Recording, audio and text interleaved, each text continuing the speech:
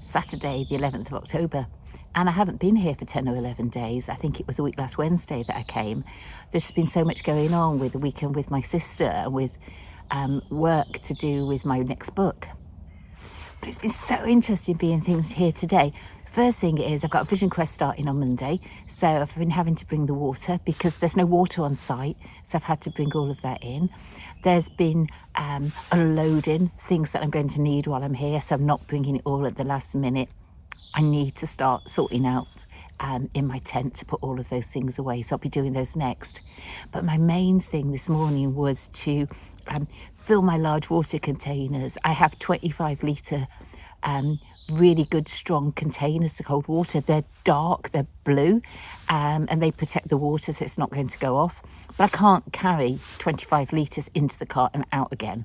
So there's been about 12 litres, I guess, in each one. I've been filling them up with smaller ones. And then I've got the smaller ones I can take back and bring them back. But currently I've got 50, 60, 70.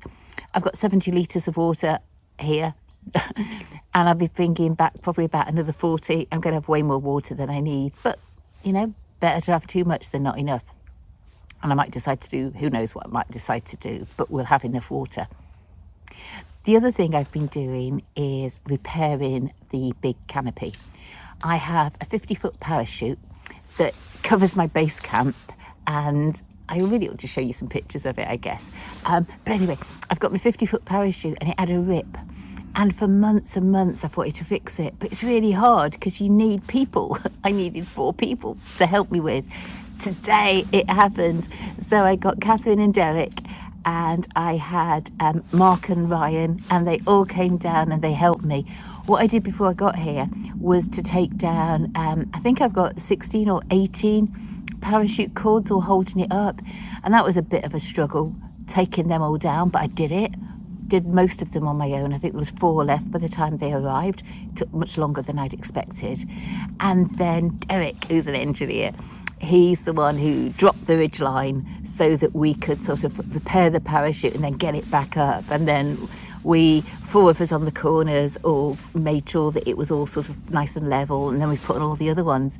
And it's been done. And it's like, yay! And it's a practical task that I had to work out how to do it myself. You know, I'm a woodland owner who owns this wood on her own, but I've worked out how to do it, and I took time. And some of the knots to undo the parachute cords were really, really hard to do.